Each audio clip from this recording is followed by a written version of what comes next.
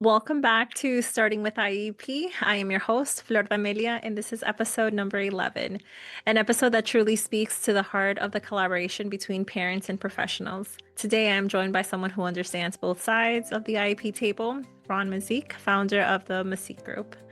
Ron is a board certified behavior analyst, licensed behavior specialist, and an experienced educational consultant. What makes this conversation extra special is that Ron isn't just a professional in the field. He's also a parent of a child with an IEP. He knows firsthand the emotion, challenges, and the triumphs that comes with advocating for your child while collaborating with the school team. Together, we talk about what dignity really means in behavior support, how functional behavior assessments can truly empower families, and what effective collaboration looks like between parents and educators. So grab your coffee and your favorite pen and notebook, and let's dive into the heartfelt and practical conversations with Ron Mazik. And don't forget to like, subscribe, and share this episode with another parent, educator walking through this journey too. Yay! Okay. Awesome. Great. I have my first question, and I know that you've been working in behavior analysis for nearly 2 decades.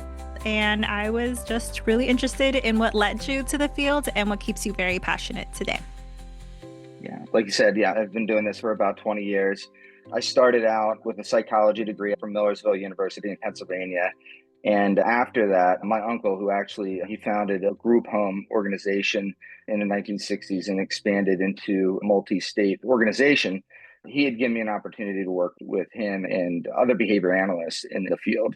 So that's where I really got my first start. And I had an opportunity to work with names like Judy Fable and Jim McGimpsey, who are pretty big names in behavior analysis. But so that gave me an opportunity to work in group homes and to really experience firsthand what independence looks like after when they're adults, right? And seeing what true dignity looks like. And I can remember the first time I went into one of those group homes. There was an older gentleman there. He greeted me, and I was working on the business side of things too, a little bit too. And I assumed he was one of the staff members. And no, he was one of the residents there, the consumers. He was there all alone by himself, independent, showing me around. And I was like, wow, this was not what I was expecting, because it was really because they are adults, right? And they do have rights. So it was really nice to see that there was a level of trust and independence. Now, of course, there was a level of support that still needed to be there to make sure that all consumers were safe and their needs were met. But it was really humbling to see that. And I think that's what's continued to drive me throughout the years. And the passion that I maintain across these years is, even if I can make a little bit of a change, can really empower and send a trajectory in a positive direction. And I think what's driven me to continue to do this, even though I'm not working in group homes anymore, supporting school districts and students from first grade to actually through high school, there are a lot of different opportunities that these students can achieve. So that's what drives me. And I see a lot of the great things that in the surrounding areas that I work that are really doing some great things to make sure that those transition services are happening and that they're doing them right. Yes, it's actually really refreshing to hear because a lot of the times in a lot of the IEP meetings that I sit in, it's really hard for the educators to understand that we're prepping them for adulthood. And Yeah.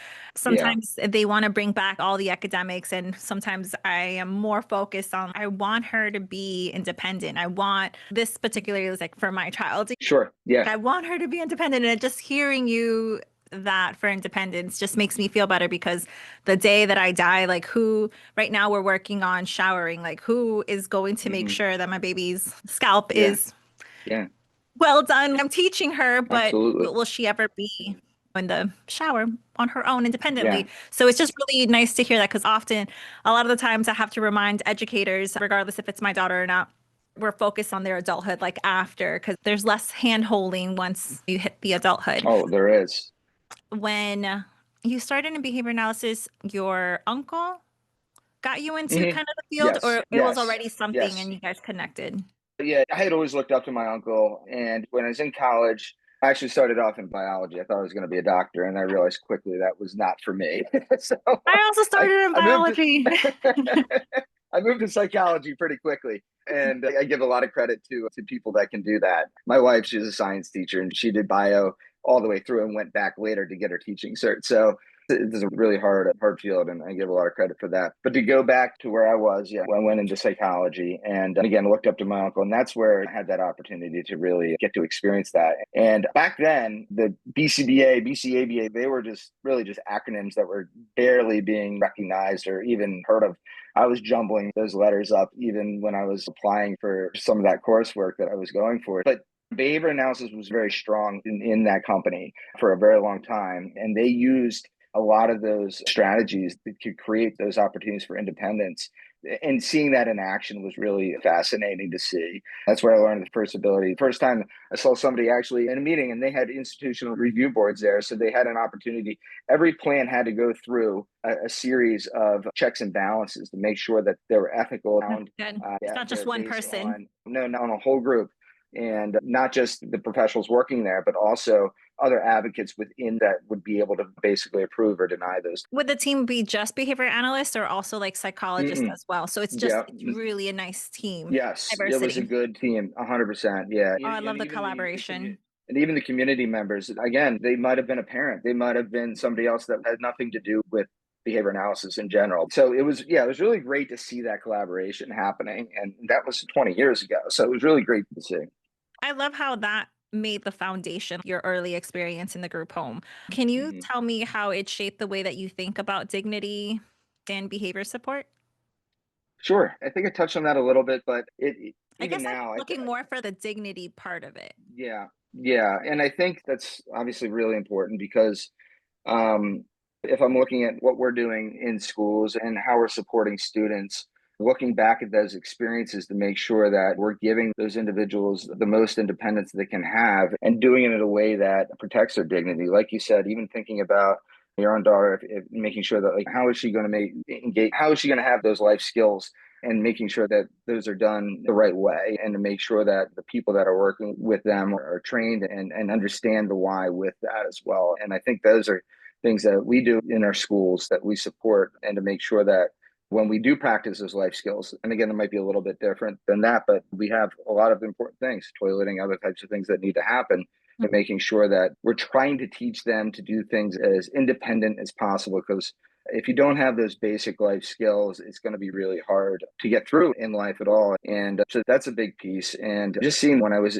working in those group homes and being able to go out in the community and going to the movies and doing different things, like really just seeing them living their best life, I thought was really a testament to what all the professionals had been doing day in and day out. And they worked really hard because it's a 24-hour job. You're working days, you're working nights. Somebody's always got to be there. You become a family, really.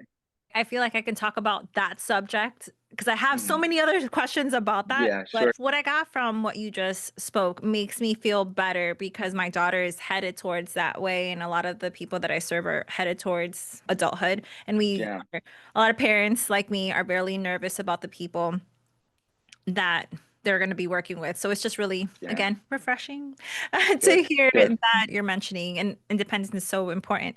But I know that now you are also seeing it. So you're no longer just seeing it as a provider, as a behavior analyst. You're also Mhm. now into the school seeing it from the parent side. So I was wondering if it's not too much to ask, if you can kind of tell us your journey on your parent side in the IEP. Yeah, yeah, absolutely. Yeah, I'm still going through it. I'm a newbie when it comes to these types of things right now, but I would say it's certainly completely humbling. I thought I knew what parents were going through, and I realized quickly I didn't. I'm a dad. I have a child with dyslexia and dysgraphia, and I've already had experiences where I felt that helplessness and sometimes that frustration.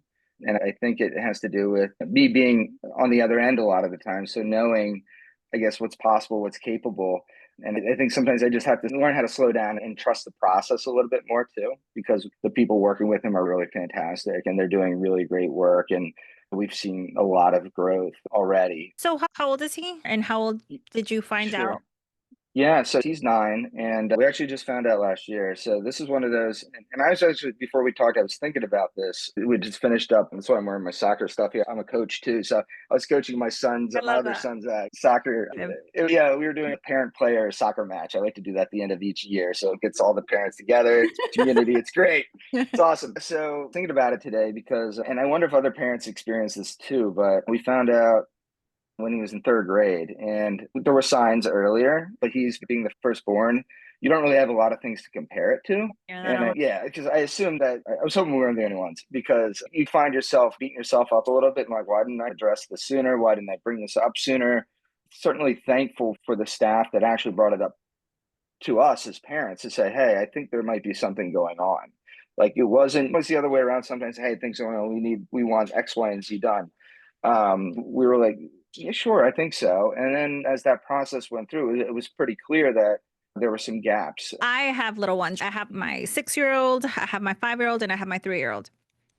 For parents and that their kids are still young, I know that you said he was your firstborn. There Mm-hmm. were signs, but you didn't really know. But then they Mm-hmm. told you. So can you kind of hint? Because I guess what parents Yeah, look for is like the grades, right? If they're yeah. just passing, they're good, right? Mm-hmm. But or if they need extra homework support, remember how to do Yeah, certain things because yeah. they do math differently, things like that. Absolutely. I could certainly touch on that because there are some things I could think of. We spent a lot of time working with him. At that age, there's no real grades. It's more so you see how they're doing based on the work that comes home or the practice they have to do.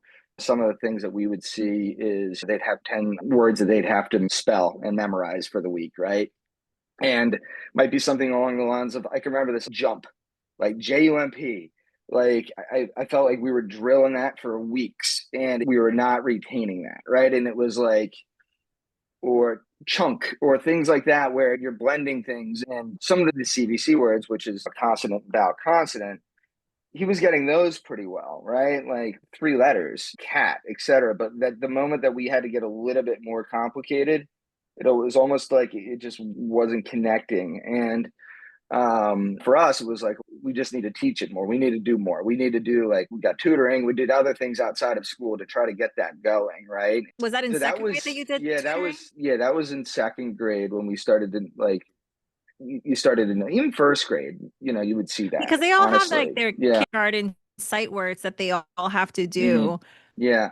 You know, in kindergarten, it's really hard to kind of differentiate between a lot of the kids at that age because they're so young. And really, the goal line is can they know their letters? So yeah, I would say it was first and second grade you start to see that difference. And generally, what I've found is obviously the encoding comes after the decoding, right? You'll be able to decode and be able to read before you can spell, but things weren't connecting and comparing it. And William, I love you, buddy. But if like we're comparing it to my other son, like things like we're just connecting more, right? Like even in second grade, you can now see the difference. And I think so Mm. to be on the lookout again, I'm not saying just because somebody can't read, jump, or spell that, it means that Yeah. they have an identification. They need to be identified for a specific learning disability. You need to push for those types of things. But I guess at the very least, it's sometimes better to be safer than sorry. And it's one of those things to look out for. And you know, for parents, I would definitely recommend them to even see are there other regular education interventions that they're able to offer before you go into special ed too, because I think when you talk about the tier approaches, you talk of tier one, everybody gets that, right? And then you talk about tier two, where you're kind of differentiating a little bit more, maybe a little bit more pull out where they're having an opportunity to kind of re-practice. And if that's still not working, going to a tier three where you're getting even more, a little bit more direct instruction from maybe a reading specialist and making sure that they're getting that. And that's generally how schools should do operate. They go through these tiers, and if it still isn't working, then now it's maybe time to look what else is going on, right? So I think, you know, you're making sure that they have an opportunity to that they have those things. And that's my recommendation for that. But with that said, and this might go to another question, the interventions that he's been getting have been absolutely fantastic. He's using some of the Orton Gillingham approaches where, similar to Wilson, they use what's called the Sonde system, which is another great program. But it really focuses on the phonological awareness and then breaking into the phonics and going through that systematic process to make sure that they're not missing anything. You almost got to start over to get where they need to be. And are these trainings that all teachers, or is this something that parents need to advocate for the staff to have?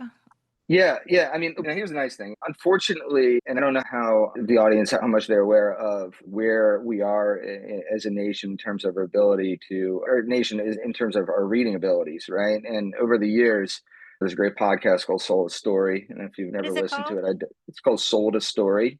Sold a It's story. fantastic. Yeah, it's fantastic. It's really a great piece of it's essentially an investigative journalism looking into the reasons for why America is ranked so low in terms of their literacy abilities. And one of the main things there that they talk about is the way reading was taught for all these years. And it came down to a process called like a 3Q system where the individuals had to basically, if they didn't know the word, they had to look at pictures, if there's pictures there, to kind of think about the context of why, what that word might be, and then make a reasonable guess. And when they guess, does that word make sense in the whole of it? So it might be something like the kid rode on a horse, right? But they couldn't read horse. So like a kid rode on a pony. And that would be they would count that as correct, right? So now, so we're not actually reading anything, we're just guessing. And Wow. that system had been in place overall across the nation, across the world for decades. And the science of reading is basically the opposite of that. That's been around for a long time, since the 70s, but that research has now come back to light and has been really, in a great way, flooding the schools all across the nation about the proper way to teach to read and write. And so that's what I'm really excited about seeing in here, is seeing that, because that really is impacting. And that in itself is a tier one approach, right? That's what we should be doing for everyone. And then being able to then break that down into tier two, tier three as needed. So where the school William went to, my son, where the school he went to, they were still using some of those systems early on in kindergarten or first grade. And for some kids, they just pick up on it. They could get past all that and they can move. It's possible that had he had gotten that other type of that instruction early on, would he be more? Yeah, Further on. but we don't know. But at the end of the day, I'm glad where he is now, and he's now at a place where He doesn't have to he's get reading. frustrated. And No, there's and support. Yeah. yeah, and he's reading at a level. He's reading at his fourth grade level. He's there now. Spelling is still an issue, but we're continuing to work on that. But to go back to your point earlier, like what life looks like afterwards. And I know my situation is definitely different than yours, but at the end of the day, I want my son to be able to read and write and be able to be set up for success after high school. And I think that's the drive and that's the mission that I'm pushing for him.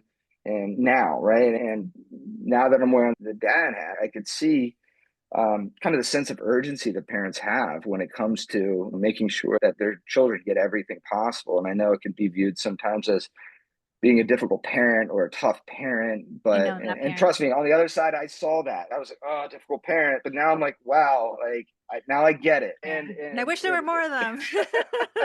I definitely get it now, and I do too. Honestly, Yeah. when I see a strong parent advocating for the child, before I might have been a little bit more nervous and scared, but now I'm just like, yeah, you do it. Like, let's figure this thing out Let's together, make the because I system think it better. really, yeah, no, Yeah. really, and I think we can, and that just comes down to the trust and collaboration and making sure that we're all pulling in the same direction.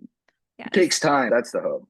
I have high schoolers that they're passing, but their reading level is lower than a middle school. They're still getting get their high school diploma, and I'm pushing more on reading for them, and I'm Mm-hmm. trying to explain to families. They're going to sign off like on an agreement or on a contract, or they may be told something and Yeah, then they that they don't don't know what. understand. Yes, they don't Yeah, know what they're reading. Reading is so important. And a lot of the things that they're saying is like, oh, AI can do this or AI can do that. But I do sure. tell them that Yeah. some documents cannot be properly scanned through AI. So I do encourage for the reading for the parents to be like catching on that earlier on, because then it also affects their self-esteem.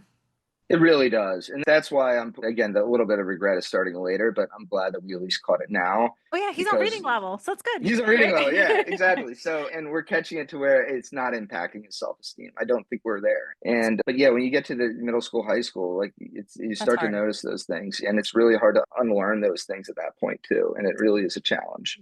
Yeah. Can you please explain dyslexia and dysgraphia a little bit more? Hmm. Because maybe we have Sure. some families that have been advocating for Hmm. these, and the school maybe telling them Yeah. that it's not. Not Right. Right. Well, yeah. Again, I'm learning just as much as everyone else here, but dyslexia really is what it comes down to reading. If someone is really struggling to read, there are different forms of dyslexia, but at the end of the day, it's essentially not being able to read the words. And it doesn't mean that, I know in the past, like putting letters in front of the oh other yeah, word, the like two, yeah. it's, yeah, and I think from what I saw in the Well, research, like yeah. 10% of individuals get that. So really, when you just think of dyslexia, think of somebody not being able to read to where they should be, essentially. And dysgraphia, if you think of the word graph, writing, things like that's where either spelling and difficulty writing comes into play. So they're not up to par in terms of that. So those are the two pieces there. And there are two different processes. If you think about reading, you're taking the words and decoding what those symbols mean, and then being able to understand what that means. Whereas on the other side of it, now you have to think about what it is and then encode it and write the symbols, right? So there are two different types of processes going on, but they work hand in hand. Um, so yeah, a lot of times you'll see somebody just focusing more on just the dyslexia side of things. And the reality is a lot of them do go hand in hand. And in the school setting, they don't necessarily use the term dyslexia, dysgraphia. It's not that they won't use it, but in terms of identifications, they will use something along the lines of a specific learning disability. And that encapsulates, might be in reading or those types of things. Thank you for that. Can I ask, because I have like long time ago when I used to be in basic training, she actually contacted me and she's having difficulty getting her child, the school to recognize dyslexia. And Mm-hmm. I believe he's in third grade.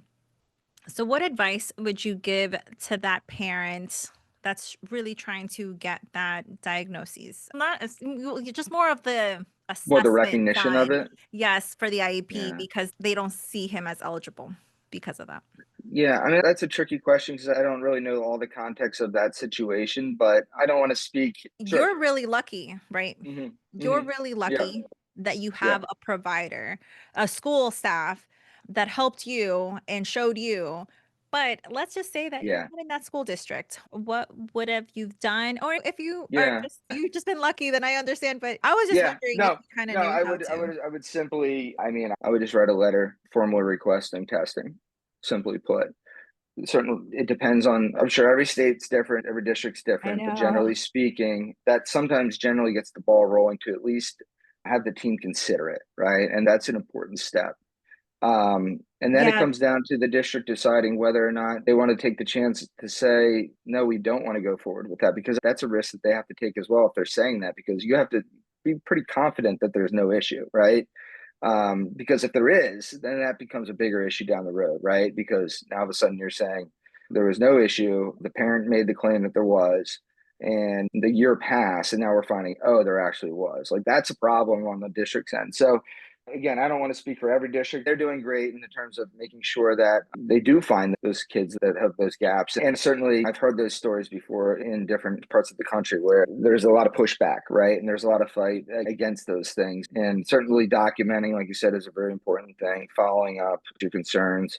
I've seen some who have the ability to do it. They have the means to do it, getting outside evaluations done and presenting those things as well. But those things cost money, and I know not everybody has those that is able to do those things. But the testing, again, at the end of the day, if a school psychologist does it, it should tell you whether or not they do have those things. And the psychologist that was reviewing that stuff with my son, I mean, she took the time to show me exactly where and how this came to be, and it was really helpful in education to me, because I'm thinking, oh, it could have just been you didn't really know that word. And it's like, no, like this is exactly, they have their ways of kind of deciphering whether or not there seems to be something going on.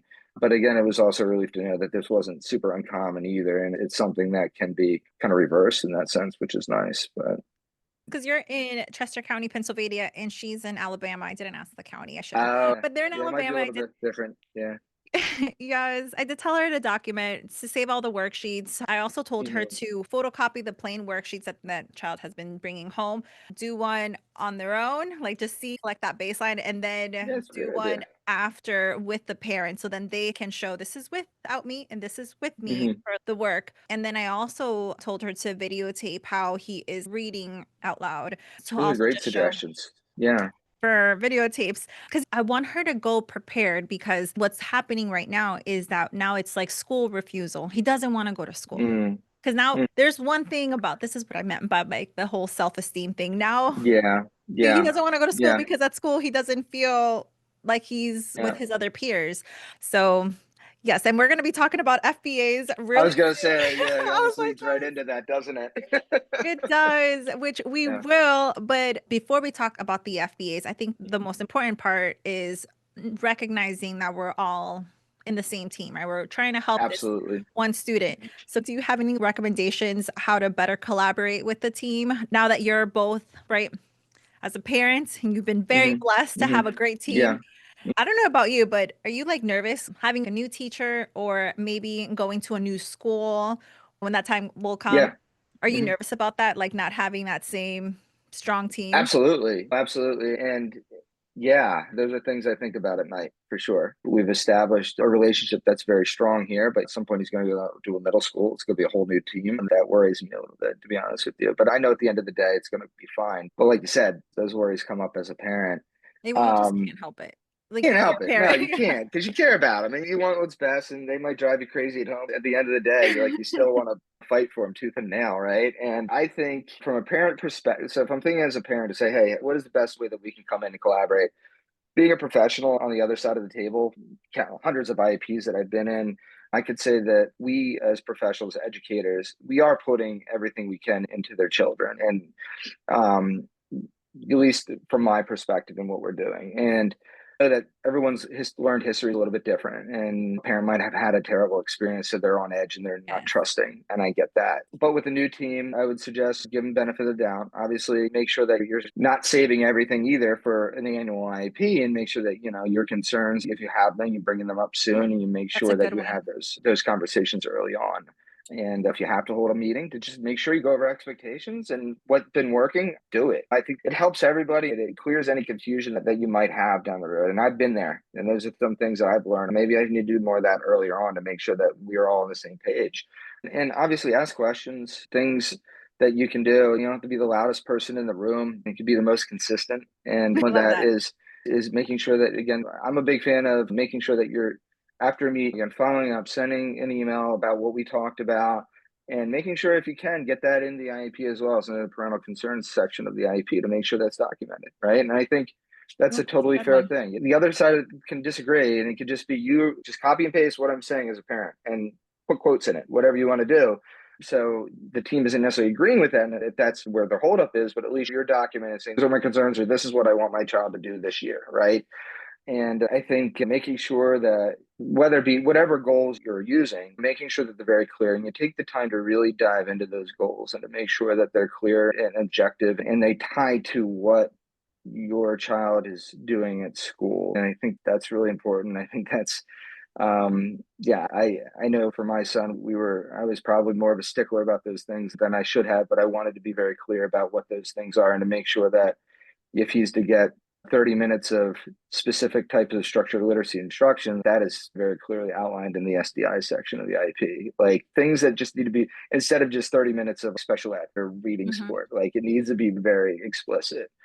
Again, that probably comes from my experience, but at the same That's good time, the advice. more that we can get clear those things up, then you won't have those issues where it's like, I thought you were doing this and you're not doing this. So I think those are things that we as parents obviously should make sure that we're doing. And yeah, yeah, No, definitely a good process for that. you gave such great pointers. I love about the consistency and definitely about the parental concern. That's Hmm. like really great to highlight. Can you please explain it to families Sure. that don't know what an Yeah. FBA is? Just give them a nice, you know. Yeah. No, absolutely. And that could be overwhelming to parents just to even hear what an FBA is. And again, when you have an IEP, there are so many different acronyms that you have to navigate through it, just whether it be SLP, BCBA, IEP, Yeah. SDIs, PAs, PBSPs. There's a lot there. But really, an Yeah. So FBA, FBA is not a person. FBA is not a person. It's not a test. FBA, it stands for functional behavior assessment. It's an assessment to figure out why a behavior is occurring and explores the Right. context connected to those behaviors. What it essentially does is it helps the educators kind of identify as best as possible when and where those things are happening, when and where they're least likely to happen, under what circumstances are these behaviors happening, what circumstances are they not happening, are there certain people involved like that may evoke some of these behaviors. And I don't like to view them as problem behavior. I view them more as, I like to call them interfering behaviors. Again, they're just interfering with one's learning. And it's a little more, I feel, hopeful, so to speak, because we can talk about kind of tweaking those things and making sure that we can help them succeed. But really, the FBA it can be done by anyone in the IEP team, generally speaking. You're seeing more and more behavior analysts conducting those things, or behavior specialists in Pennsylvania as well, supervision of BCBAs. But really, a good FBA is almost like detective work. It's something where Love that you're word. really diving. It's true though, it really is, because I've seen good FBAs, I've seen bad FBAs, and I know the ones that I feel good about at the end of the day are more than just graphs and data. It really dives into making sure that you're getting the input from not just the One source. observations and the teachers, but the parents too, which is really valuable. That really guides a lot of the hypothesis statements, the things of why we think these things might be happening, and really helps us to understand a little bit more about the context. Because as much as we like to think in home and school are not related, they generally can be, especially at a high school level. When you talk about chronic absenteeism, you even reference somebody that doesn't want to come to school because of their self-esteem, maybe due to the inability to read and write. They're all tied and connected, right? So I think really figuring out the why behind that can just help us do better, really, at the end of the day. I have countless families asking the school for an FBA. Can you Mm-hmm. give some examples of when a school will say yes to an Mm-hmm. FBA? Sure. Certainly, anytime you have significant externalizing behaviors that are pretty clearly impeding their ability to learn, their certain students learn, or others, it's generally a straight yes. If there are situations where a student is suspended for a significant amount of time because maybe a serious infraction, an FBA is likely going to be done. Okay, Yeah, go I just ahead. have to ask. Mhm. You said suspension. So they still will suspend a student even though they have that behavior in their IEP to decrease? I was referencing someone who might not even have an IEP, somebody that just maybe, these are hypotheticals, but maybe somebody made a threat or something like that was significant or something like that.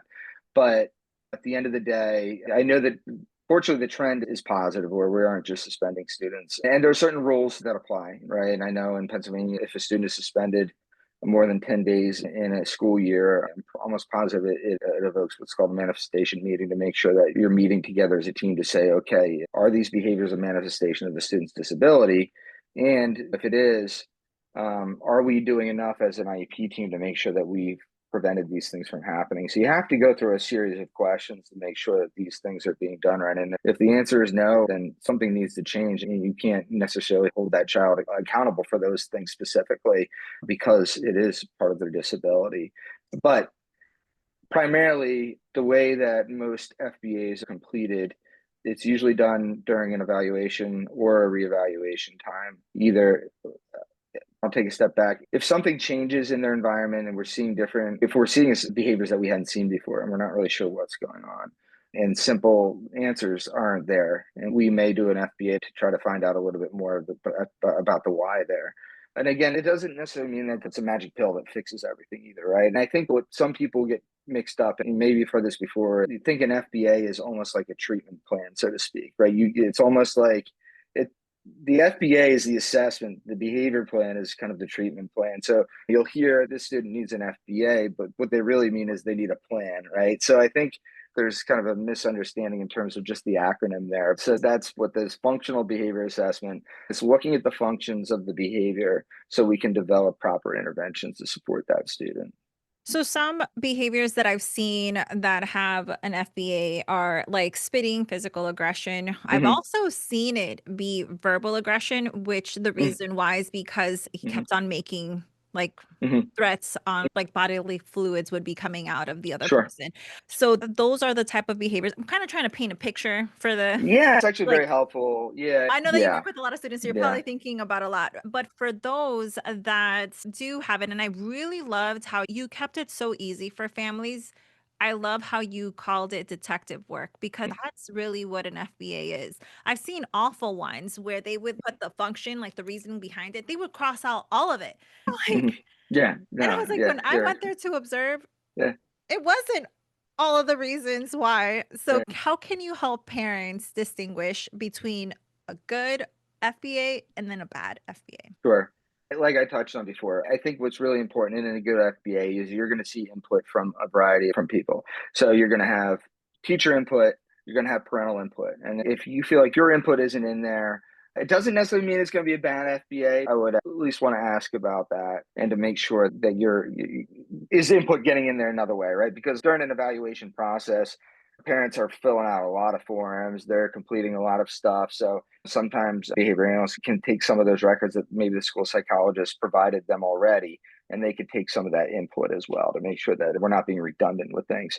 But I do find as a parent, he's been on the other side of things, building that connection up with the parent very quickly is not only helpful in building a relationship with them and building rapport, but really it helps me figure out exactly what I need to target like immediately. And because they're able to really describe the situation, the concerns, it's particularly more helpful, I find, at the high school level, because we're talking now not just externalizing behaviors, you have those internalizing behaviors that can come out of symptoms and things like that. And you talk about other types of things that might evoke an FBA as well. Can you please share the difference between internalizing and externalizing? Sure. Yeah. And I know that might not be behavioral speak, but really at the end of the day, when you think about like self-esteem, we think about like mental health, we think about things that can't be seen, so to speak, in terms of, I think externalizing behavior, I think of the aggression, like you said, the spitting, the running out of the room, the flipping a desk, the things that you might see from time to time, hopefully not a lot. Those are things, even disrespectful comments, things like that. Those are some things that are easier to identify, right? You can see it, you can count it, you can measure it. You really, with those internalized things, you really have to dive a little bit deeper. You have to get in conversations, not just with the parents, but the students as well, to figure out what are those driving factors. And it might rely more on rating scales and things like that, Yeah. that again might not be as, and not be the gold standard, so to speak, but it's what we have, right? And I think it could Oh, I still think so. provide Yeah. a lot of good information, right? Yeah. And so, I like but that the yeah, so, Violin gives the ratings for that. So I was exactly. asking because then the parents, once they understand that, because I think I didn't learn that until I was a BCBA, but when I was Hmm. for that, I didn't know what that was. So I was like, just in Yeah, case the parents are hearing, you then know, they that's can a say great that. question. It's a great question. Yeah, absolutely. But I know that you have a lot of other BCBA friends, and they must have told you stories. I mean, Hmm. lots of Hmm. stories about Sure. mistakes that you keep on hearing that FBAs have. Because I know Yeah, maybe not in Chester County, but what you commonly hear about these FBAs? sure. A couple of them, we talk about like defining that behavior. We even Oh, talked about, yeah, thank you. yes, and we talked about even just indirectly here, aggression, right? What is aggression? Because aggression, to me, I think physical aggression, but to another, they might think verbal aggression, saying things, right? So those are two different behaviors. And I like to think that if you ask five people what a behavior is and they all can't come to a consensus, then that we need to probably come back to the table to figure out what we're talking about here, right? And if we're not clear and very specific about what we're measuring, then we're not really going to be any better off. Now, a lot of the behaviors you'll find are you can co-occur, so they can all serve kind of one group. The behavior serves the multiple different behaviors serve the same reason, and they can escalate. And one might start off as shutting down, but eventually turns into a hierarchy of more escalating behavior. And that's something that you'll see a lot, and a lot of the research shows that. And that's really something that, when it comes to testing these types of hypotheses, you might look at that. But yeah, so I think making sure that we have clear definitions of what we're measuring and what, is number one. And again, making sure that we have good input from other professionals, making sure that the observations are occurring in the context where the behaviors are likely to occur and maybe where they're less likely to occur, because we want to see, It's really important. is there something that's different in this environment where that student doesn't need to engage in that? Are they accessing things that keep them happy and engaged and all that good stuff? And are they not over here? Um, so if you're thinking about a school setting, um, looking at not just the student's behavior, but the environment around you. So is that FBA taking the environment around them? Are they helping the parent? Can the parent transport into that world, so to speak, when they're reading the FBA and the observation? And I think I if you love can that. do that, then that really helps paint the picture, so to speak, in terms of what we're looking at there. Now, generally speaking, schools are different than clinics, and generally you're not always, and this is probably more than a parent needs to know, but you're not necessarily always testing each kind of hypothesis to see, all right, if I do this, will this behavior occur, so to speak? You are often taking your best guess on what that is. In certain cases, you absolutely do that. And that's where one could look at what Dr. Hanley's doing with his group with practical functional assessment and skills based treatment. something where I'm a level 2 certified professional in that. And that really looks at being analytical about that to make sure that we have it right immediately. And some of this stuff they can do FBAs in minutes. It's amazing. It's really awesome. But for most FBAs that are done in the school, you generally a 60-day timeline as well, which coincides with an evaluation report, generally speaking. And I think parents will have to understand that those things do take time. It could be because there's a high caseload too, right? It's not just because this one takes 60 days, but if parents can be patient with that too, that's always helpful for educators as well. What I tell Go ahead. parents is typically when they get frequent phone calls, and that would be Hmm. anywhere from, I'm so sorry, but I'm a parent. And when you're a parent too, so Yeah. hopefully you agree. Yeah. But if it's more than 3 times that you're asking me to take my child out from their Hmm. school so I can Hmm. support the Hmm. staff, I'm like, yeah, it's time to call for an FBA to be Hmm. taken place, or because Hmm. like it's gonna Point. take Yeah. 60 days. So you might as Yeah. well do it Hmm. earlier on, just get it in the books because it's Absolutely. Yeah. Yeah. And that's why I like if the team decides that a student should go through that process of at least going through testing, that's a great opportunity for a parent to bring up. Does it make sense to do an FBA at this time? Because you're already doing all this stuff. You're opening the window because generally informed consent needs to happen as well. So you usually just put that on the permission as well. Then an FBA needs to be done. And an FBA should be, there should be some sort of acknowledgement from the parent. An FBA should not be done without without. consent, and it's generally done either through a permission to evaluate, or some schools will also allow you to put that within the IEP under what's called SDI, specially designed instruction, where you can then put in something along the lines an FBA will could be completed by the IEP team within say 60 days or something like that. So that gives you another way to do that without having to open up the full evaluation. Well, So you reminded me, there are parents that may not consent to an FBA because I hmm. did have a parent that did not want an FBA Hmm. done because they were Hmm. saying that their child was having sexual behaviors. So they would lay on the ground, their stomach on the ground, and the teacher described it as like them going up and down, like still flat. But the parent was like, no, this is how they're regulating. It's also when you were talking about like observable definitions, Yeah. like mom, I think what was so off, and they both could have collaborated much sooner if they just didn't use the word sexual, because the mom said, Hmm. how can a child be doing that at the age of, I think it was like 10, 11? So Yeah. mom Yeah. was like, his body is not really thinking and doing that, but the school is Hmm. saying something else. So they were so stuck on that. So that's when they didn't want to give consent until they just Hmm. changed the word and they gave Hmm. full consent, and then they were collaborating more. But That's a great point. And I think that you hit the nail on the head there too, where both sides should always try to work to put some common ground there. And if all it took was just changing the word to get that done, let's work on that. I think that sounds like it was good work on both ends there to figuring out a solution there to get that done. It's yeah, definitely something that we have to continue to strive for is working together as a team to make sure that we're again all pulling in the same direction. so my next question is, I do have a parent that is really struggling right now, and I'm going to ask you, hopefully, don't worry if you cannot answer, I'll but I do my really best. feel I have Yeah. to ask.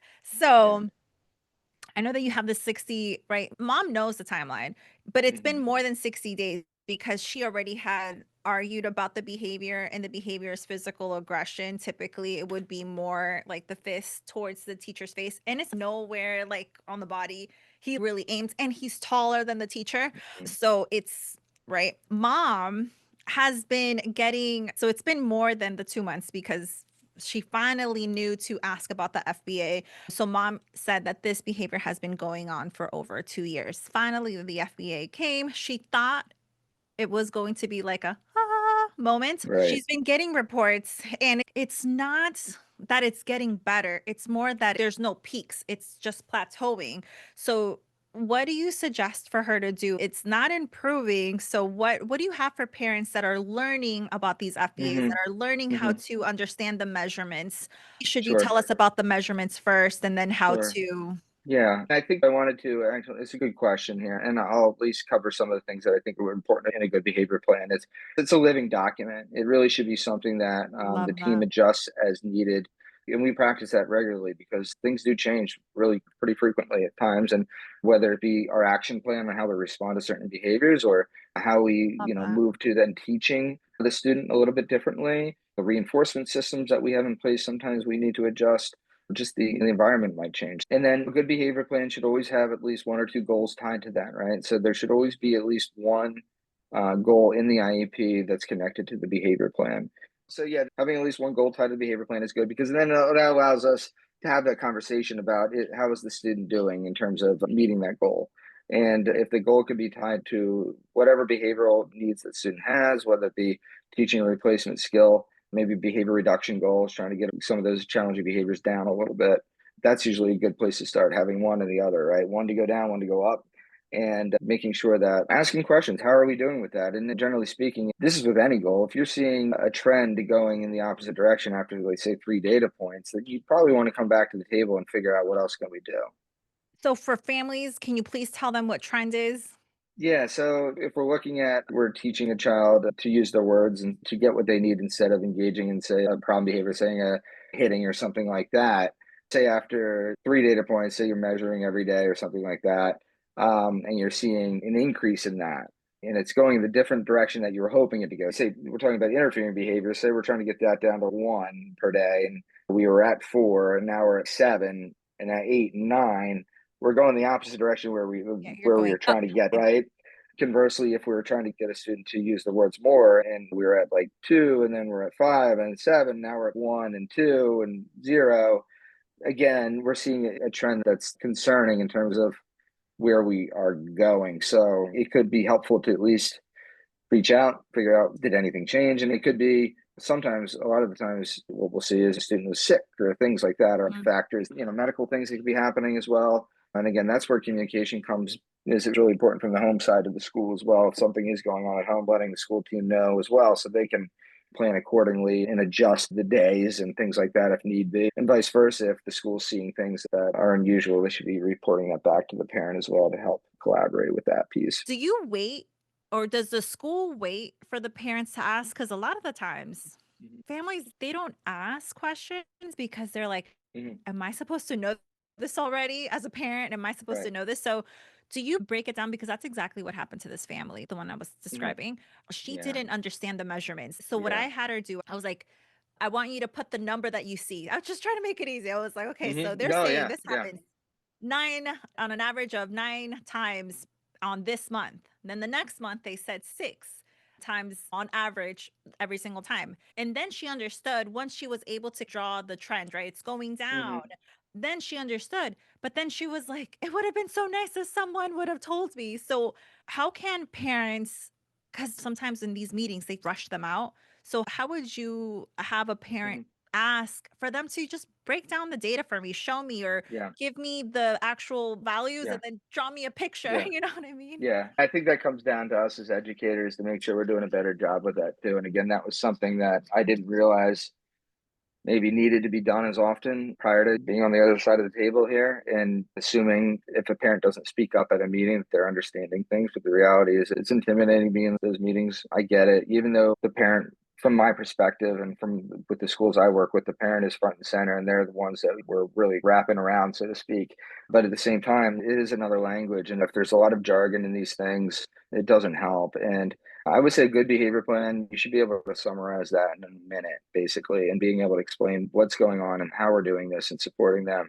And if a parent doesn't understand it, they should ask, they should just, it's okay to ask these questions and to make sure that we take the time to do that. And if they feel rushed, have a part 2 meeting, but it's okay to do that. You can pause and move on. You really want to feel comfortable at the end of the day to make sure that all your questions are being answered and don't feel like just because you don't have all those answers doesn't mean that you can't ask those questions. It really is, it's helpful. And if the team can't answer those questions, then that's an opportunity for the team to figure out exactly what can we do a little bit differently. And I think that does generally bring some good conversations as well, because I would say behavior is hard in general, like when we're talking about working with challenging behavior. And the educators, they want to know, they want to get the answers as much as the parents want to get the answers. They really do, because they're living it as well, right? So it isn't something like, oh, we're not going to do an FBA. We don't want them to, like, no, if we feel like it needs to be done, we absolutely want to do it. And we want to make sure that we're updating the plan and making sure that what we're doing is important. And a good team and a good behavior plan, it's done to figure out those answers and not just more of a compliance checklist type of thing and put it in Yes. a drawer and never look at it, right? So I think something that I can't speak for everything, but those are things that make a good behavior plan. It's being reviewed often and making sure that the data is being monitored. And again, what's nice is if you have a behavior plan with goals tied to it, you're at the very least getting updated progress monitoring 4 times a year with that. So that's helpful as well. Everything you're saying is so good. Thank you so much for basically saying that it shouldn't be just a checkbox, that the parents need to Mm-hmm. be actively asking those questions. How do you feel about, because so I was an educator before I was a BCBA, so I understood that world, right? Mm-hmm. Mm-hmm. And then you were a BCBA before you were an educator? That for about 13 years in the schools. Yeah. So Mhm. you understand what the school can and cannot do. How do you feel, or how can we best with behavior analysts that don't know about how things work over there? Because I know sometimes that when BCBAs they go into these type of meetings, when they talk about, they review the FBA and then they review the BIP, they put in suggestions that are just not doable. But it's not that Mhm. the schools are being lazy, because then one of the things that I don't like seeing is Mhm. when I have my poor families, my Mhm. BCBA say this, and then like this, but they have a much closer relationship with their BCBAs Mhm. than they do with the schools. So I do Sure. understand the trust level, but then Yeah. in a way, we need to have more BCBAs connecting with the schools so they can really do understand. I know you don't have that issue because you work there, Yeah. but can you please help us, not only the families, but also BCBAs that are hearing, Yeah. like about like whole the data collection with Yeah. the different times and the settings, how it can't be like, oh, every 5 minutes you have to put in this data mark. Yeah, You know what I mean? you have to be realistic in a school setting, Mhm. and that's a big piece there. Unless you have a child who has a one-on-one, To so one. to speak, you're not going to get that kind of data, and you can't expect that to be done realistically that frequently because what you're end up doing is you're trying to rely on a teacher to do that potentially, and that teacher is teaching 20 other kids, especially if you're talking to gen ed or something like that. And even in special ed, what you need to do because you need to make sure that you're getting buy-in from teachers too, because they're the Mm. ones implementing these things. So you need to find, and it's taken me years to figure out. I'm still figuring it out, I think. It depends on every teacher, you know? It does. Some are gung ho about it, and others are like, don't let me. I go, just one more thing to do, right? So, really making sure that we get Oh, one more enough thing. data to be able to make effective decisions, analyze how things are going, but make sure we have enough to. So, really, it's going to be different at maybe the elementary level as it is to the high school level. And you think about rotating schedules at the high school level, your middle school. So, you have a lot of different teachers. So, it's almost like you're collecting more metadata, like a data from everybody to then make a decision and figuring out like what are the patterns there.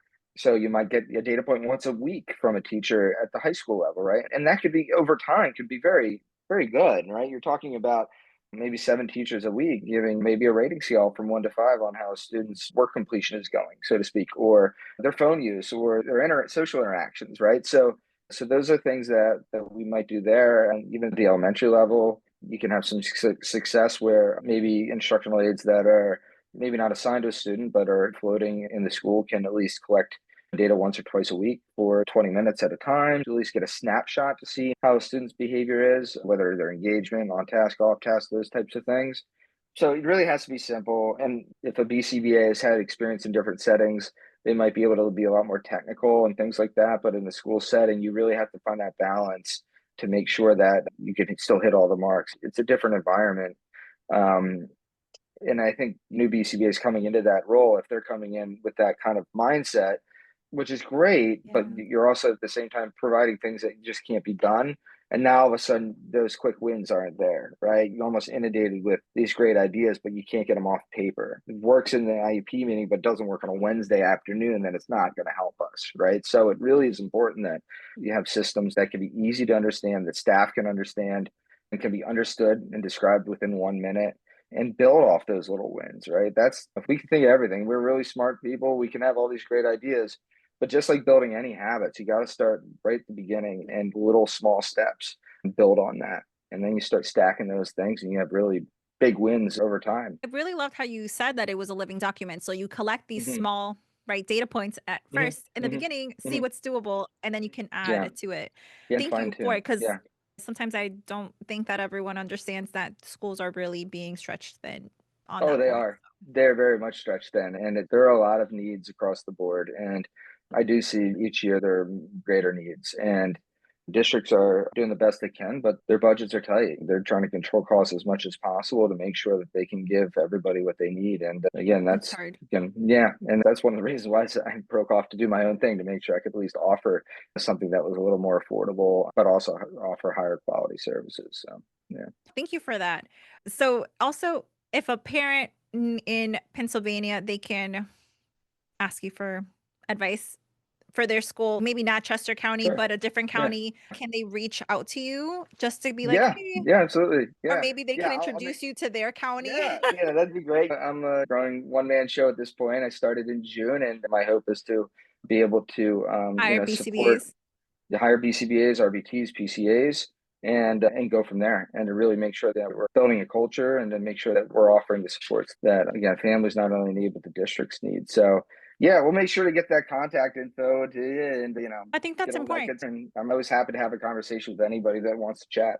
Yeah, I just find it really important for families to always have a provider that understands them Hmm. because oftentimes in IEP meetings, I feel I don't know, but it's my history. Remember you were talking about Yeah. parents and Yep. having past histories, like Yeah. past trauma IEP Yeah. history. Yeah. No, I Um, get. Yeah. so it's not really them, it's Hmm. just yeah. So it's just really nice to have someone that understands, especially like you understanding the importance of an IEP, also just being another parent that just understands. I think it Yeah. would just be really Yeah. nice for another Yeah. parent to also have that. Yeah.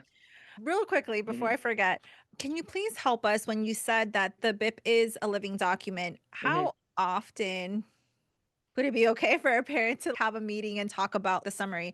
Because do you know what I mean? Yeah. Because sometimes it's just plateauing. When Right. would you say it's okay for a family to call in a meeting? Yeah. Yeah. And I think it depends what you're looking at doing. If you have that relationship with that BCBA, having those phone calls informally can be just as effective and more quickly. You can turn things around more quickly sometimes when you're having those conversations where it's like, hey, I'm seeing this, etc. Now, in terms of checking in and those types of things, it really just depends. Certain students, again, annual thing is fine. Other times it has to be more frequent. I've worked in situations where we do it quarterly, we do it monthly. We check in frequently, right, to make sure that we're providing those status meetings and make sure that we're all on the same page. So it is all a case by case basis, but keep in mind too when we're in a meeting, we're not able to do the other things either. So that's one of those kind of opportunity costs because it does take away from services one way or another, and we feel like we have an opportunity to really discuss something, feel So like it's it's okay important to to do also that. just Yeah, send them an email if it's like I've heard that so many times and absolutely. they're like, Miss Yeah. Hoffman, you know you are taking away. I was like, I know I'm advocating Oh, for my daughter though. no, but yeah, you got to do what you can do. Don't get me wrong. But yeah, I think it's each situation is going to be a little bit different, and the needs are always going to be different for each student. But what are But some yeah, pointers that maybe you can so everyone can save time? Because I understand, I do understand, yeah. but I often have I feel like sometimes I'm like, put on my mom hat and then put on Hmm. provider hat Hmm. and then put on educator hat. But Yeah. that moment was Hmm. like parent moment.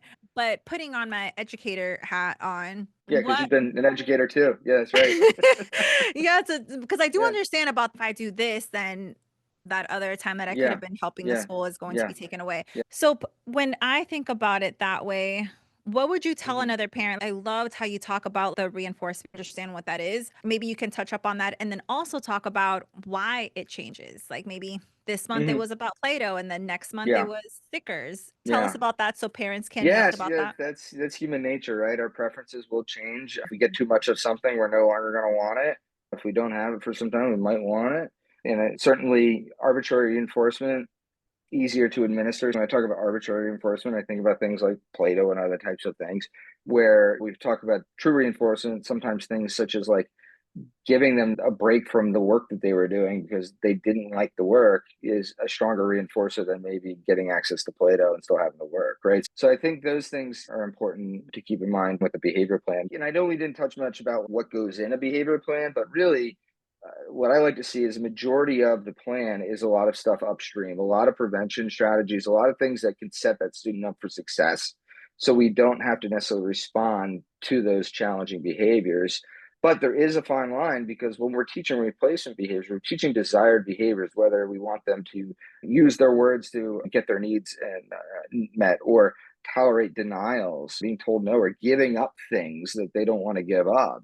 or working through difficult and challenging tasks and persevering through things, or making sure that they're cooperating with reasonable adult requests, we do have to get them a little bit uncomfortable as well, because if we can never get in that state, I then we're know. not going to evoke or create those situations where they might want to use a replacement behavior. So we can't bubble wrap them. So We're we setting have up to for get them them, for life. we got to get them uncomfortable a little bit in a good way.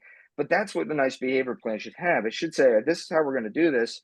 Again, if a student becomes a little bit escalated, what can we do? Can we push through, or do we back away? Do we prompt that response then? Or do we say, let's pull back, let's take a minute and try again? There's no harm in that. We might be reinforcing the behavior a little bit. That's okay. We're going to keep working through those things. So that's what a good behavior plan should have, especially for teaching replacement behaviors that can be helpful for the student's life after school.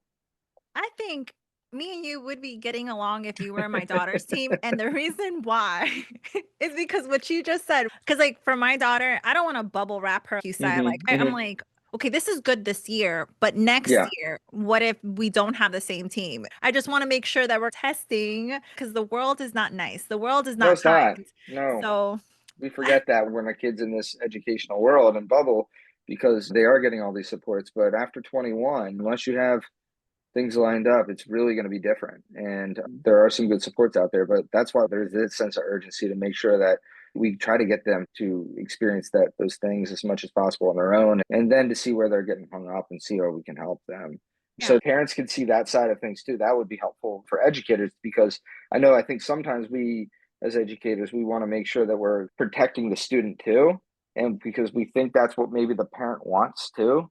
And maybe that is what the parent wants. But the parent also, like you said, you're seeing through that a little bit more and saying, okay, that isn't going to last forever. Now, what do we do now? And that evolves. But unfortunately, I think sometimes we see that when it gets a little too late, if that makes sense too. And then parents are starting to recognize that when maybe there's a year or two left and we're now getting close. So that's the I hard part for me.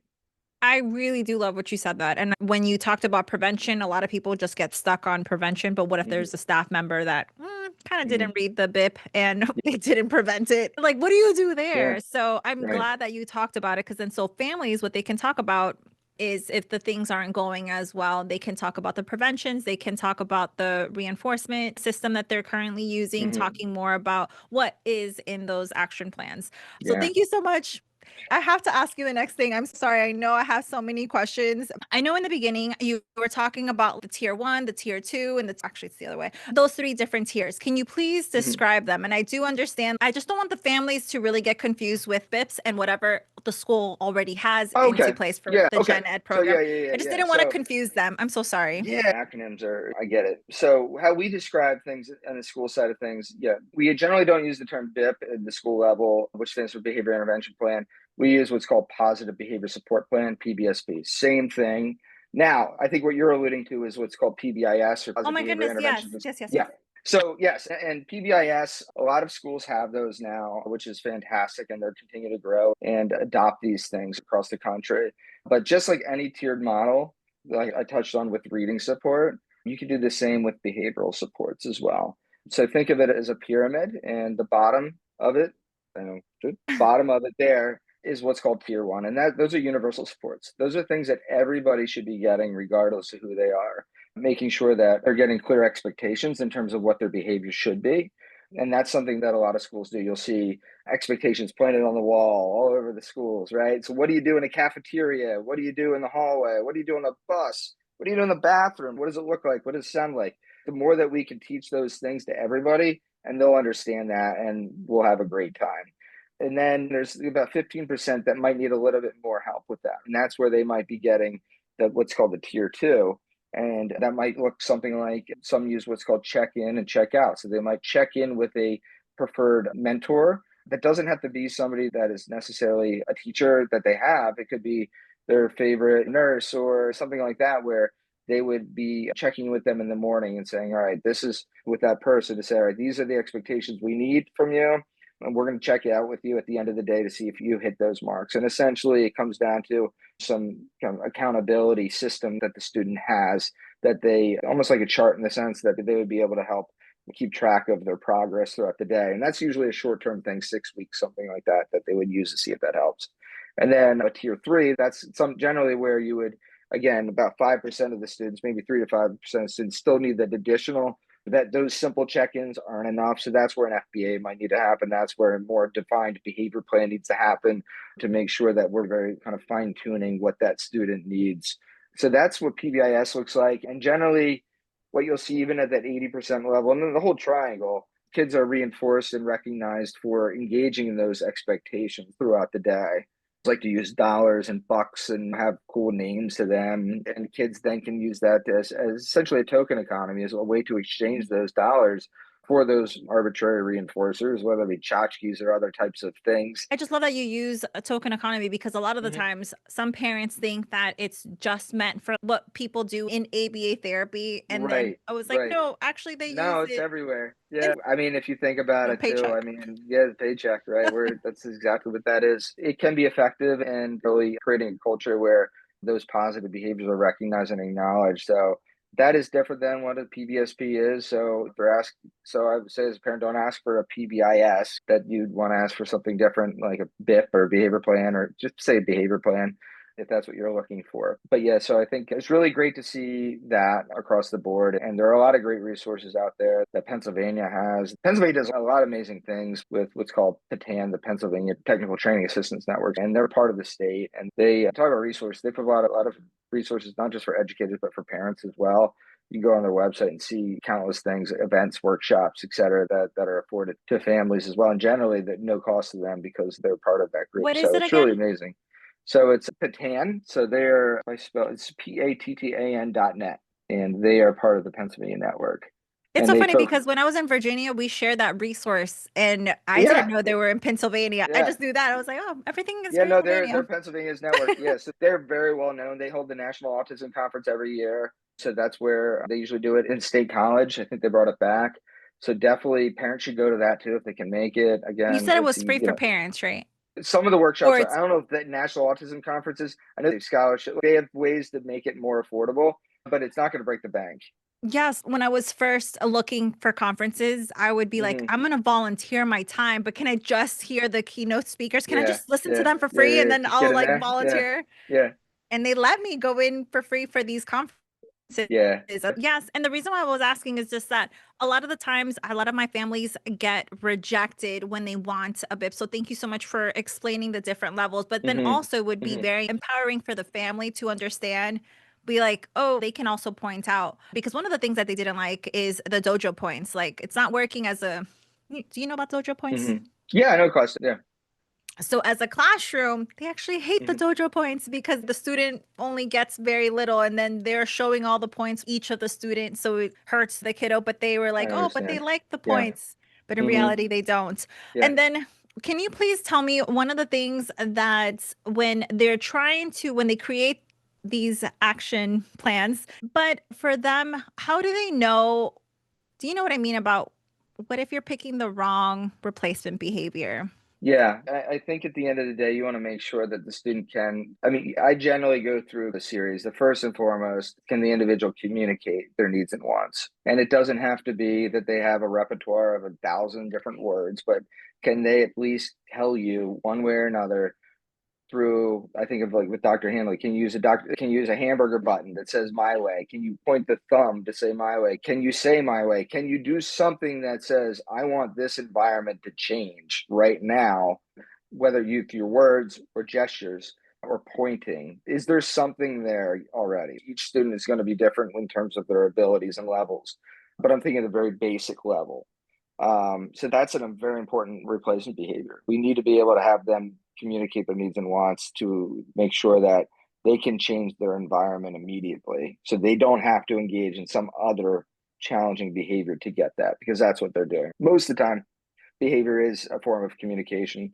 Not all. Like some behavior, I open a door. That's I'm not communicating. I'm just engaging in nonverbal behavior. But most of the time, it is, especially in a school setting. So we want to make sure that we have that straightened out. If we feel like student communicates quite well, et cetera, then we think about other things that we're looking at. How do they do with giving up the reinforcers? That's pretty big replacement behavior because of the real world. You're not always going to be able to just do what you want all day long, right? As much as we want that to happen, life involves doing different things, life skills, getting ready, taking a shower, like you said, going to the bathroom, getting changed. These might not be preferred things, but we have to do them because they keep us healthy. Can they stop doing something that they like to do? And that means giving up the iPad or something like that without having a really hard time. That's replacement behavior, giving that up. Tolerating no, tolerating denial. Because great, we've taught a student or an individual how to use their words. Sometimes we have hard no's. Sorry, we can't go into the street right now. That's not safe. So how do they handle that? We need to teach that replacement behavior. Um, Additionally, you think about, okay, we've gotten past all those things. Now we actually have to do work. We have to engage in certain leisure skills. We have to engage in some life skills, academic skills. The replacement behaviors, can they tolerate simple task demands and things like that, whether it be one or two, three things in a row, and then building that up to multiple different things from over time. Can a student do 20 minutes of hard work straight? Because if we're thinking about somebody graduating from high school, maybe they have a job that requires them to stay on task independently for 20 minutes to do something. Those are all replacement behaviors, but they scaffold on top of each other. We can't expect somebody to be able to do something for 20 minutes if they can't communicate their needs and wants, because now we're taking away their voice, other types of things. So it's hard to say exactly when it is time to change those types of things, but those things should be a priority and focusing on those things more than others. And I think getting specific about that is more helpful than just saying you'll comply with directions and things like that. Like we need to get more specific about that. And For them to cooperate process. better than complying. 100%. I'm all about cooperation Oh with no, them. I know. Yeah. I'm just saying So that was just like I know that's the terms yeah, that they've been using before, and I'm yeah, loving everything that you said. I really do appreciate you for saying that. It's a hard no, like yeah, no when they're like eloping yeah, onto the street, yeah, which yeah. there are kids that do elope out of the Yeah. school. Everybody needs boundaries. You need guardrails, and we want to make sure that they're as independent as possible within those guardrails and in that context. And I think that even goes back to the group homes. We want to make them as independent as possible with some guardrails. You can't leave in the middle of the night and don't know where you are because we want you to be safe. Guardrails. Other Oh, I things love how like you that. put Yeah, that. yeah. I do love that. Can you please nicely summarize about FBAs? But something that I would really like you to point out is when it comes to trying to get is for them to act on the replacement behaviors. If the Mm-hmm. function of hitting the teacher was to escape from doing work, much better Mm-hmm. doing the replacement behavior. Instead of hitting, they can say, I don't want to do work if there'll be a Yeah. lot that you covered. Yeah, at the end of the day, we do want to make sure that we're tailoring interventions to the individuals, the functions of behavior. For instance, we give them an out. We want to make sure we want to teach them how to get that out. But at the same time, we want to, and I think I didn't get into this. We could probably talk about this for hours. But the reality is, like, just looking at maybe it's escape, then why is it escape? You think about a little bit deeper from that. The student doesn't like writing. Why? Because they don't know how to encode. And why don't they know how to encode? Because they never learned their letters. So you dive deeper. So then, number one, you can teach those higher level things or lower level things and make sure that they're now becoming proficient in something they were avoiding. So now they don't necessarily always need to escape. You're teaching them the skills that they need to have so they feel confident, right? And that's important as well. So we need to make sure that we're keeping that. And that's another piece, that not just being a behavior analyst, but making sure that everybody's on the same page, because we could tackle one side of things on the behavioral side of things. But the reality is, we want to make sure that the academics, the things that are evoking these challenging behaviors or interfering behaviors, are being addressed as well. And we're making sure that they're feeling comfortable and confident and feel they're seeing their abilities to do those things and getting better. What I'm more in support of is not pushing through all the way to the end to make sure they do what we want them to do. You can get there, but it's not pretty, and it can be traumatic. It can be a lot of different things. And with a lot of the new research out there that's been being published, again, Dr. Hanley, a few others, is you're really finding another way to get to point B. You can get this way, you can go around it a little bit more. It might take a little longer, but it's more beautiful. It looks better. It feels better. It's more televisable. It's building rapport along the way. That old school kind of way of ABA, of kind of compliance till the end, can work well, but there can be better ways to get there now. So I think that's hard for some people to see too, to be honest with you, because you're saying, okay, if a student says or even engages in problem behavior or interfering behavior, and we back away, one's like, why'd you do that? Now they learn that every time you back away, they're going to continue to put their hand up and pretend to hit you. They're showing me through their behavior that they're not ready, number one. So I can show them that I'm honoring their request, even with a hand up, that I'm going to back away, and they're communicating to me. Great. I can shape that behavior to something else pretty quickly, in my way or something else. Now we're getting somewhere instead of it's saying, nope, nope, you got to do this, you got to do this, got to get And this then they'll done, actually do etc. it. Yeah, and then now everybody's getting hurt, and everybody feels good about it. And at the end of the day, what did we learn? So I think you're probably going to see more and more behavior plans, hopefully with that, in the sense of saying, okay, yeah, we're reinforcing the behavior, we're not necessarily strengthening it. We're getting it early in the early phases in terms of the behaviors and trying to avoid getting to where they're big blow ups. And now we can continue to not get to those places where we're completely dysregulated and it takes an hour and a half, 2 hours to get them back. Where all of a sudden maybe we can get them back in 3 minutes because we didn't go overboard and we could try again quicker. So Yeah. that's an effective way as well. I really love the part that you said about shaping this Mm-hmm. versus, Mm-hmm. so that was really beautifully said. I do want to ask, my last question is, I was wondering if you wanted to do part two where we can, now that we've Mm-hmm. developed a foundation about what it is, I was wondering if we can really dive in with examples. And it would be so more teaching the families like how to read an FBA or what to look out so they can visually see. So the next one, it can Mm-hmm. be of like me sharing the screen and just showing pointers so that way the families don't have to go lost. Because there are some school districts, which I'm sure because you're Mm-hmm. there, Mm-hmm. that they're going to be very informative. But then there's also Yeah. other school districts where they will not break things down for the family. So it's just No, empowering I the think that's a family. great idea. Yeah, we could break down like each component of an FBA. We can break down each component of a behavior plan so we can see exactly where things might go. And I think that could be helpful as well, at least Oh, yeah. so it's more effective in terms of understanding where going to be more informed and things like that. Certainly can be helpful. Yeah. Yes, I often tell a family, show me the data. And then that's why I Hmm. was like, let's show them the measurements. But yes, definitely what you said was also very Yeah. important. Yeah. So But I will send you some dates and hopefully they work. yeah, sure. That sounds like a plan. That sounds great.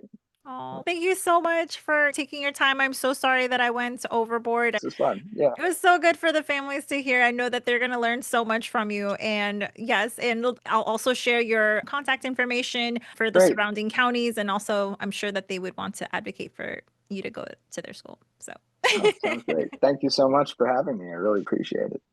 thank you. We'll talk And good soon. luck with everything. I love listening to you and keep up the great work. Oh, you're so sweet. Thank you. Till next time. Yeah, soon. Thank you. All right. Take care. Bye. Bye. What an inspiring conversation with Ron. I loved how he reminded us that behavior plans should evolve and they're meant to grow and change as our children's do. Hearing Ron speak, not only as a behavior analyst, but also as a parent navigating his own child's IEP, was powerful. It's a reminder that progress happens when school, parents, and providers truly listen to one another and lead with empathy. If you'd like to learn more about Ron and the work that he does, I'll be sure to include the direct link to his websites in the show notes. That way you can also explore about his approach and his insights. But since I have you right here, I can also share my screen and then we can see more of his work if you just give me a second. Okay, so if you can see my screen over here, you can see that this is his website, Empowering Growth, Inspiring Change. And also it looks like he is hiring behavior consultants. So if you are interested, please apply. He also lists his services and then the work that he does. And then he also has an About Us page where you can learn more about Ron. And it looks like he has a direct email. So ronald@masicgroup.org, where you can email him directly any of your questions or interests. His work extends across the schools, homes, and community settings, guided by leadership style rooted in clarity, humility, and the belief that both students and staff grow stronger through consistent support, not perfection. Don't forget to like, subscribe, and share this episode with another parent, educator walking through this journey too. This is Starting with IEP, where advocacy begins long before the paperwork, and it starts with understanding, dignity, and connection. See you next time. Take care. Bye.